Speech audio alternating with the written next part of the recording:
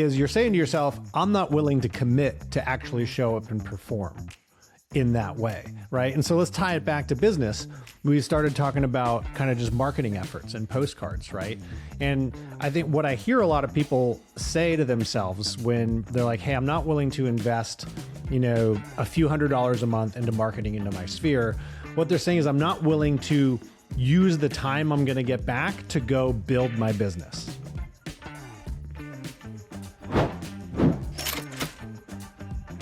Welcome back to Life at 10 Tenths, where we inspire you to live at the pinnacle of your ability and purpose. I got Matt Benelli with me today. We got another great topic for you. If you like the content that we're putting out, please go follow us on YouTube. Go hit the subscribe button. Doesn't cost a darn thing. Supports us tremendously in helping us get out to more people. If you also want to get more of Matt and myself and the amazing people that we bring into our world, come check out our app. Come check out our group coaching. You can do a 7-day free trial, see what it's all about. Come in, experience what a group coaching call is like. And we would love to have you on this journey with us as, again, we are accumulating more and more amazing people. Matt, you know this. We get a chance to talk to these incredible people every day. Oh, yeah. And good morning, sir. Good morning. Good morning. Yeah, I love our community. It's incredible, filled with great people. And it's not just, everywhere from our free side in our app all the way to our one-on-one, that group coaching right there in the middle, like every aspect of it is great. And so if you guys just want to even dip your toe in, just download our app on your preferred app store and join us, because that's where Garrett and I hang out most of the time. Garrett, what I love about it, I'll say this, because you could go into social media and stuff and hang out there. There's always, whenever I go into our app, I always leave we got awesome people in here. There's no noise. That's the coolest part. I like going in there is there's no noise of all this other stuff you get sucked into. It is just on topic of what are you guys doing for your health? What are you doing in your business? What's happening over here? Oh, somebody needs a referral. It's just nice, clean, concise. And then if you find people you like, you can just go and say, have private message them. It's really cool. I'm excited about where that thing is, what it's turned into, where it's going. And we're getting some cool interaction lately, which I'm really appreciating. And all the people that are contributing into there right now. It's super fun to watch it come to life. It is. We do have a topic today. We do have a topic. The pendulum of money and time, and the crazy, when I have enough money, I will do it. When I have enough time, I will make that happen. And it's this dilemma that we watch entrepreneurial people, business owners, anybody who's growing gets into this space. You could probably break this all the way down into a young, person who's striving to be really great at a sport.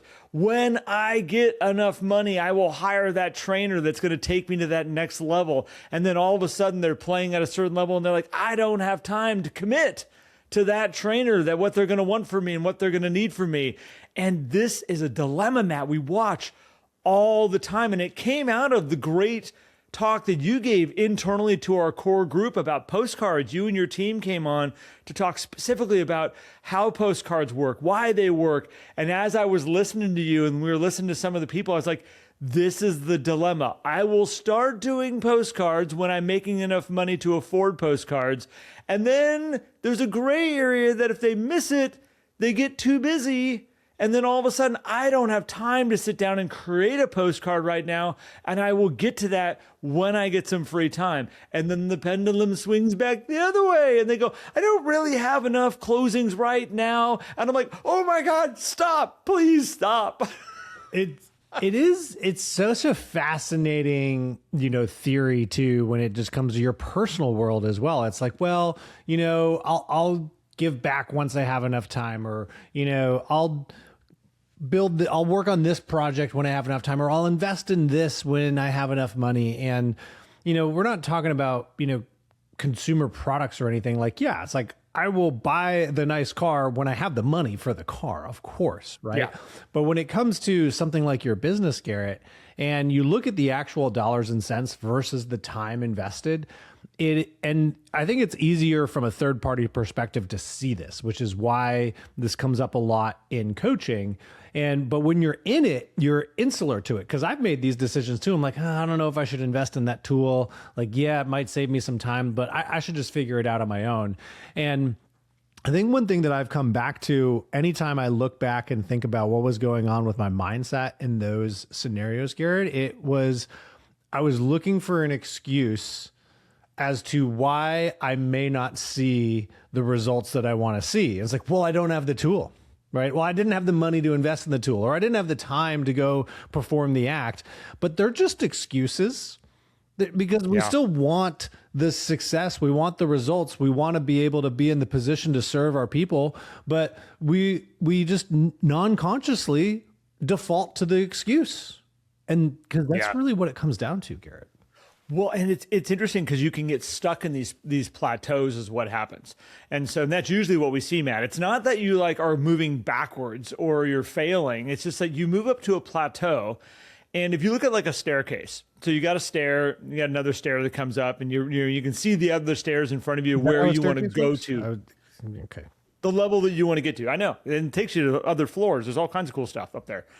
And so as you're going up these stairs, there's a moment of when you need to step up. And this is where a lot of people, they miss that opportunity. And then all of a sudden it goes, when I get that chance to step up again, I'll take that step up. But we always have this place of like, yeah, but I'm not ready for that. The people that grow really fast are ones that realize that right moment of right now is the time to step. Right now is the time to make that leap up to the next level. Right now is that time to hire the assistant.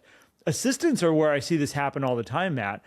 I don't have enough money to pay for an assistant right now.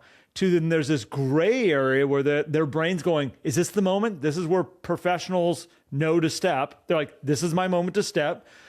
Because if you miss that opportunity, then it goes to, oh my gosh, I'm so busy. I could not train. I could not interview. I don't have the time right now to do any of that. So once it slows down, I'll think about looking at the assistant, and then we're back into, I feel a little tighter right now. I don't have a lot on the books. I don't have a lot in the, okay. Well, when it comes back around, and then again, there's that moment, step up. You need to take the step at that moment, and that's how you grow in business. That's how you can move forward in the business. Yeah, and I think that gray area is an interesting way to put it, because I think that's where you really need to activate your analytical brain and be like, let me just really look at this from an analytical perspective and pull my emotion out of it. And there's different levels of this too. Like if you're starting a brand new business, yeah, there's going to be some money that you could invest. There's also some time that you could invest, and you have to decide which one you want to go with. And you brought up hiring an assistant. I want to highlight John Montgomery and Robert Roof, the JR group in Clarksville, Tennessee. When they started their team together and they got into real estate, they made the decision, we're going to invest in a transaction coordinator right off the bat, right in the outset, where a lot of people say, no, you want to be in the deal. You want to learn these things and everything, which I get that too. But they said, hey, if we really want to grow fast, let's make sure that we actually eliminate this time that we are going to be spending here so that we can focus even more on growing the business.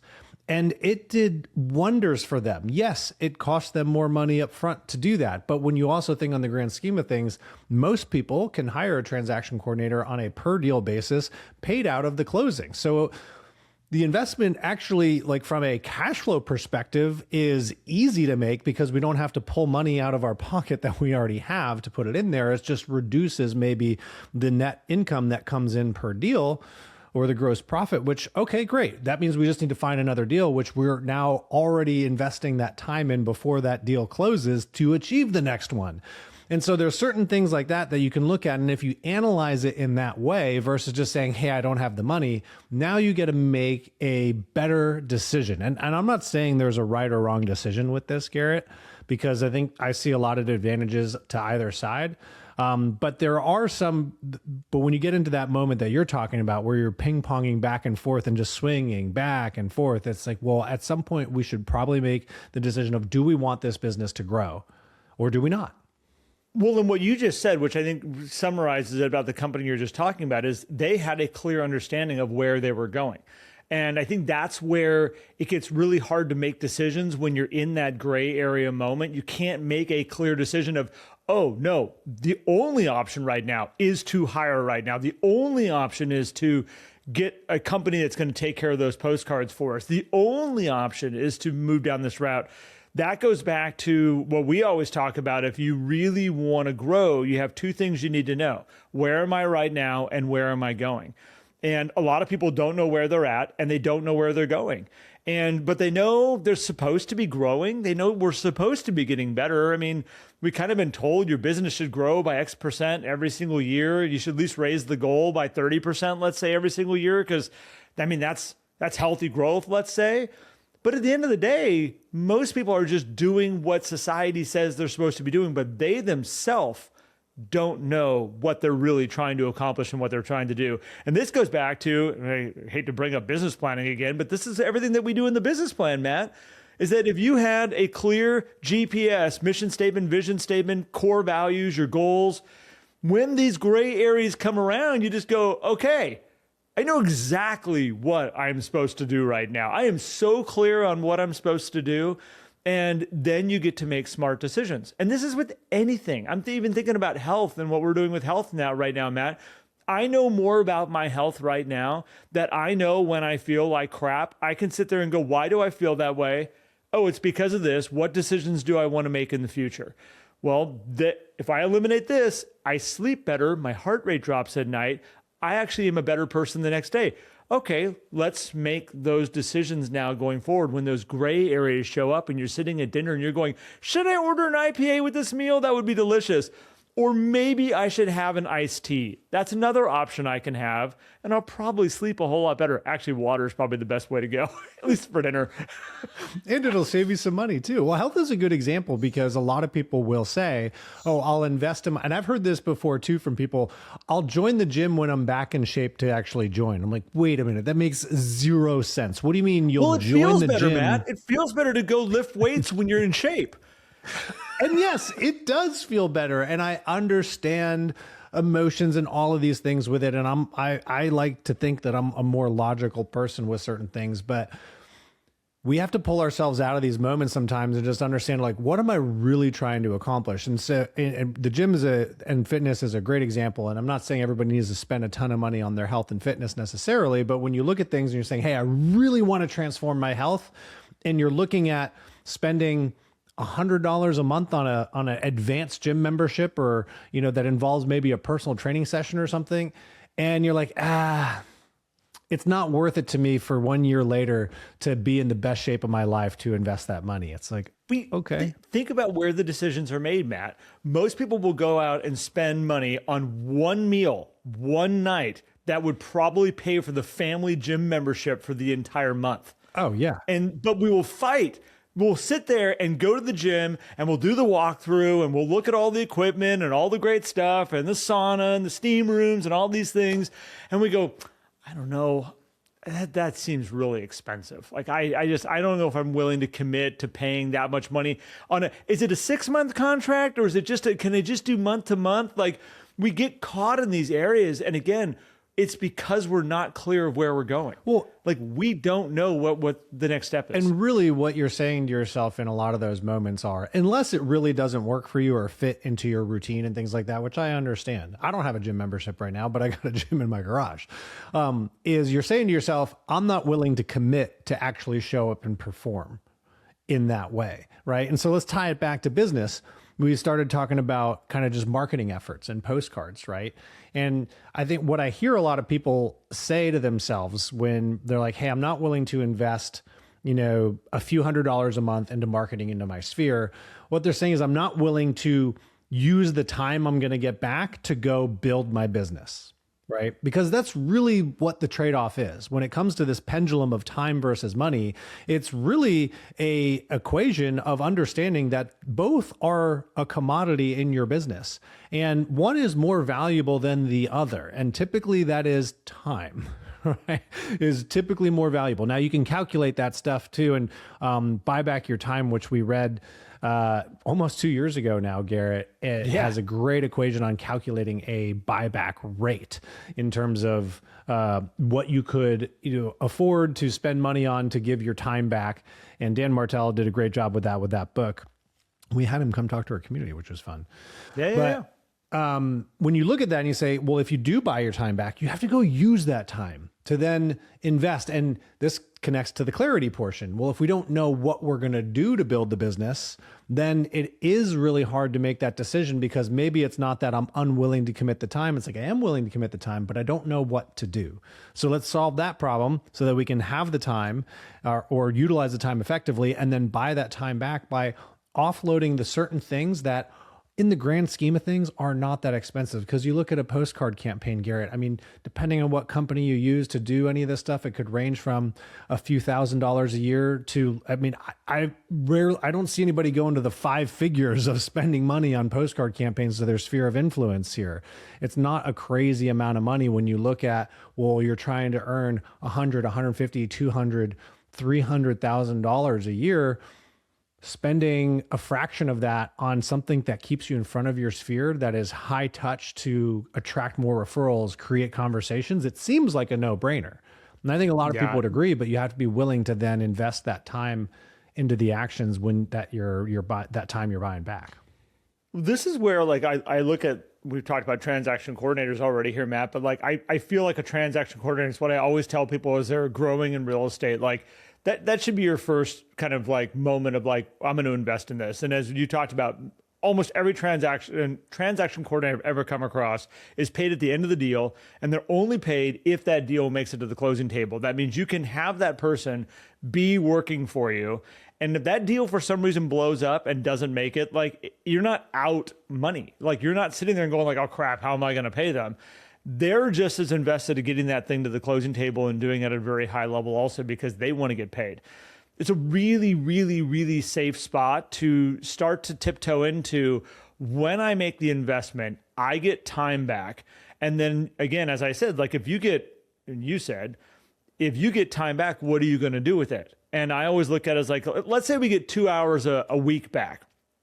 Okay, so how can I dedicate one of those 2 hours specifically to activities that are going to grow new and future business? And I'm going to leave another hour there specifically left over to handle new business that comes in. Like, currently right now, if we did that, we're actually not working any harder than we were before. We have a lot of this stuff being offloaded, and now we are making more money not working any more time necessarily. And this is where that whole buy back your time starts to really work for you, is that you buy back the time, you use it, you leverage it, and now all of a sudden you make more money with the same amount of time. Most people never get to do that because they won't buy back their time. They are committed to, I want to write the newsletter and I'm going to stick to writing the newsletter. I will never give that to somebody else. Great. That's going to be an allocated chunk of time that you're dedicated to now. And at some point, it might get in the way of you being able to do more business, and you get to make a choice. Do I hand it off, or do I continue to do this thing that's a very low dollar per hour, maybe piece in my business, but you might love it and you might own it? Same thing with doing your own postcards. And I see this happen all the time where they're like, it needs my creative touch on it. It does, to a certain point. And then at the same point, it's like, let it go. At which point, let me just see the proof and give it the thumbs up. And if I need to make changes on it, I'll just say, hey, can you adjust this little piece? Send it out. Get that thing out the door. Now you've bought back your time. Now you can spend more time on the phone. That will directly increase more sales. You can write more handwritten notes. That will directly increase more sales. You can go have lunch with more people. Directly increase more sales. You can do more market impact reports. Directly increase more sales in the future. This is the beauty of taking that step up when you can. But most people trip over the damn step, land flat on their face, burn themselves out, and go back to square one again, going, when I'm making enough money, I'll take that leap. That I think is the best way. How many times have you tripped over the step, landed on your face, burned yourself out, and slid back to square one again and been like, okay, here we go. And then we're going to do this again. It's one of the toughest things about running a business, right? And I could hear some people saying, but you don't understand. I literally don't have the money. Okay, great. Well, then let's talk about time, right? Because, well, I also don't have the time. All right, well, audit your time, right? Maybe that hour of Netflix at night. That's a painful thing to do. When you really sit down and go, where am I spending my, it's like, that's rude. Yeah, it is. And maybe that hour of Netflix at night needs to change, right? Maybe that's the hour that you do your postcards or you do the other things that you're saying like, well, it needs my touch. Okay, we'll go find the time. Now, if you do that forever, yeah, it's going to be really tough if you never ever take time for yourself. But I could see people taking short sprints. I've done it. I did it last year, Garrett. I had to work on a major software project for Prosecco and Post, and I was up for about 6 weeks straight at night working on that to get it done. And it was like that was the trade-off, right? And it worked out well. And if you plan it though, and you're proactive with your approach to it, great, you can make those things work. But if you then try to then just be like, oh, I can do this with everything. Look at the time, where the time is invested. Because I will say this, just like a piece of property has a diminishing price per square foot, the larger it gets, right? The first square foot of a home is the most expensive because that's basically the land cost, right? And then the last square foot is the least expensive. Your time has similar value depending on when you're deploying it as well, right? Mm-hmm. And the thing with your time, though, is now we have other things that are influencing that value because you have your business time, you have your personal time, you have your recovery time, you have all of your family time. And so you have to understand where is your time valuable because that's where you can, but like, so I'll see people, Garrett, say, well, I'm going to take the photos, for example, right? I'm going to be the photographer. It's like, okay, that is something that we cannot do at night. This is now a daytime activity, which will interfere with potential showings, potential listing consultations, calling our people, so many other things. It's like, but I do the best photography. Okay, where's the diminishing return there? Say you are the best photographer. Maybe you should think about starting a photography business, potentially. Or is there another photographer who maybe is just not as good as you, but you making that step up is such a diminished return that you would actually be better off using that photographer who's not as good, but still good enough and getting more listings, right? That's kind of the decision point at that. Well, you mentioned doing this audit, and I'm gonna recommend both sides. Because if you're sitting here listening to this right now saying, I don't have the money and I don't have the time, yes, you should totally do a time audit because we waste time all throughout the day. And if you're saying, I'm not willing to give up or change how I'm using my time, if you're wasting it.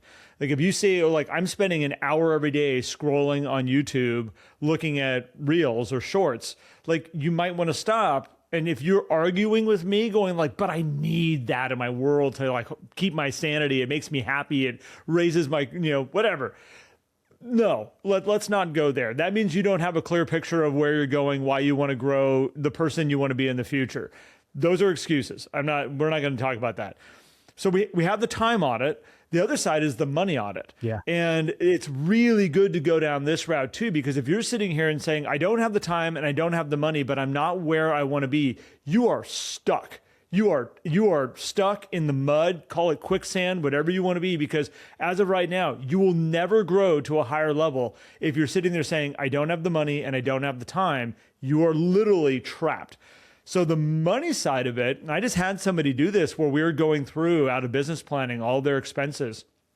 And they had brought up an SEO coordinator that they had that was their job, was just handling, search engine optimization out there. And I'm like, what is the return on that? What are you getting out of that? And they're like, well, it feels like something we needed to have for the business. It felt like something that was going to really drive our business, make it better. And we started to really analyze it. And all of a sudden, they just got, I think it was it's over $1,000 back every month in their pocket. And it's like, wait, hold on a second here. Just kidding. Oh, I know. So they've got now that money back in their pocket where it's like, well, what do you want to do with that money now? Because now with that money, you can start buying back your time. Now you can, with an audit on both sides going, look, I'm spending a lot of time on postcards, a lot of time on a newsletter, a lot of time on all these things for my business. Now, if I audit this side over here, now I've got the money and now I can buy back the time so I can start moving forward. And again, it's acknowledging these areas in the middle, these gray areas, so that when they show up, you can take action on them. And some of them, it's a skill of acknowledging what are the things that are holding me back? What are the things that I'm getting caught up in? I have a moment here where I have a choice to hire, offload, kill it, maybe let it go altogether. And we get to make these smart business decisions moving forward. Those little gray areas where you get to step up, Matt, those are the golden moments that very successful people in business master the opportunity of taking advantage of them when they come up. Absolutely. And I want to hit on this money audit too, because this is a very important thing as well, right? Is when we audit our time, we, look at everything from when you wake up to when you go to bed, right? On the money audit, don't just audit your business expenses. Audit the other things that are in your personal world that maybe you're also writing off on the business. Like, well, I can't afford $300 a month in postcards. Well, what about that $800 a month car payment that you have? Could that be a $500 a month car payment? There's other things in your world that I'm sure could potentially have a little bit of trade-off without sacrificing things like your health and other things. But if we really want to achieve success, and this is the internal conversation that we need to have, and this is, Garrett, we have these conversations with ourselves, is what am I willing to choose in these moments to have or eliminate now in order to have or eliminate something else in the future? And then you get to decide. But don't make the excuse that I don't have time or I don't have money when it's probably there. You're just unwilling to make the choice because what you really don't have is the courage to make the choice to give something up in order to achieve something down the road. Or you're just scared, which is okay. We all are scared with these moments. And sometimes you're going to make a decision and it doesn't work out. Like maybe the SEO thing, or I was doing an ad campaign for over a year. And we were spending money on this and we're like, you know what? This is not turning out, but we wanted to try it. We're like, hey, well, let's go see if this produces results. And we spent a lot of money with very little results. And then we decided, okay, this isn't working. That what we needed to invest from the time side to make that work, let's go put it over here. I think this is going to be better return. And when you have more information, you are able to make better choices. But sometimes, Garrett, when you're in that gray area and you got to step up, sometimes it's just on intuition and you have to say, hey, I'm going to make this step and then I'm going to give it everything that I got to see if it works. And if it doesn't, okay, great, I've learned. And if it does work, fantastic. Let's take the next step. Well, and we've talked about this, Matt, like when you're driving, we've talked about like looking far enough down the road. And I think for a lot of people making these smart decisions right now, we want to travel really fast, but we're not willing to look far enough down the road. And I think like when it comes to your health goals and the energy to go and get fit, to eat well, to do all the right things, it's one thing to like every day make the decision of like, I feel like I should eat healthy today. Like, I feel like I deserve to have a nice chicken breast and maybe some Brussels sprouts. And maybe that's good. Maybe that's just a nice dinner for tonight. Maybe it's just nice and simple and clean. And we're going to do that. And then there's the next night where you're out having the second order of fries and the burger and the beer. And then we try to make it up by like, I'll have a good day tomorrow. Like maybe I'll eat a little healthy tomorrow. We're not looking down the road. We're just trying to be healthy in the moment. Yeah. And what we'll find is that as you move through life, you get slapped around a little bit every once in a while, or you see family members get slapped around with their health. And you're like, you know what? I'm getting a glimpse into what can happen down the road. I'm growing up. I can see far enough down the road now that's like, I want to start making everyday better decisions for who I want to be in the future. This is the same thing in business, is that, we get into it and we just want to get our first paycheck. We just want to get our first next thing. And we make some good decisions. And some days we sit on floor and we are like hammering the phone and we're all good. And there's some days that we sit there and we play solitaire. Believe me, I know, because I've done it. And then all of a sudden you get to a point in your life where you're going like, my earning days are getting less and less and less. My days to the time that I want to retire. And I'm seeing other people in my world retire and they're living these great lives and they're doing these fun things. And I want to get there at some point. And then we go meet with our money manager and we go, where am I right now? Like how long oh shit, like, hold on a second. Like I need to get serious about where I'm at right now. And that might be the glimpse of in health that you can see family members having heart attacks. And you're like, I have that DNA in my system. I better start making better decisions. Or it's the financial side where you're going, I can see the writing on the wall. And if I keep doing this right now, I'm not going to have that future I want. I'm owning it. And I'm going to do things different moving forward from right now. And I think this is the number one area in there, Matt, when we talk about when these gray areas show up, when you're fighting between time and money, you have to take a step back and say, am I looking far enough down the road of where I'm going, who I want to be, what I want to become in the future, this business that I want to have, the legacy that I want to leave behind. The clearer you get, the easier it is to make those decisions when those moments show up. The more fuzzy it is, fall on your face. Yeah. Just keep.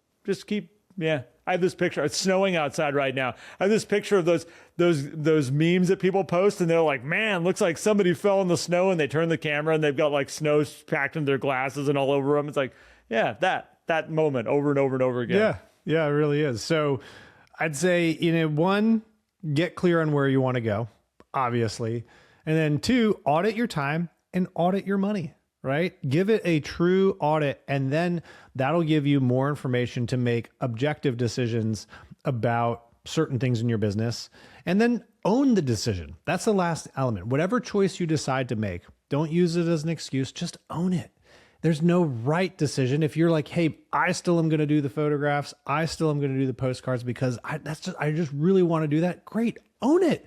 Don't use it then as an excuse as to why your business doesn't grow. Just be like, that's where I'm at, and that's what I want to do, and that's great. And there will be a moment a lot of times that you're like, I owned that for 5 years. I feel like I've got it pretty well managed, and I can hand that off to somebody else. Yep. Be like, here's 5 years of track record of what that thing should look like. Keep it going for me. Yeah. I'm going to focus my time somewhere else. There's always a time you graduate. Absolutely. So I would love to hear from you guys in terms of what is one of your biggest struggles right now with making the choice between time and money.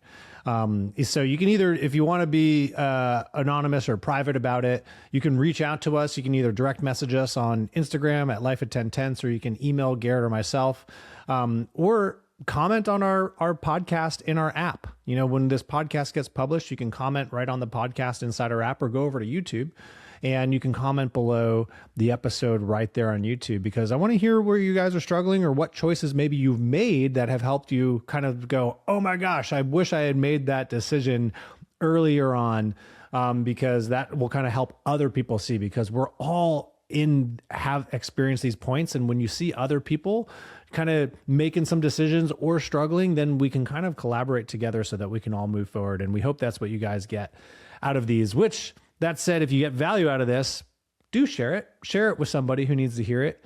Go into the podcast app and leave a review. We're going to start reading those out again once we start seeing those things start to roll in. And gosh, man, Garrett, I guess that's, and go check out our website, 10tenths.co. Join our 11 circle. You're going to love it. What else? We appreciate you guys. Thanks for showing up. As always, we'll be back soon. And Matt, thank you, sir. Appreciate you. Thank you, buddy. Catch you later, guys.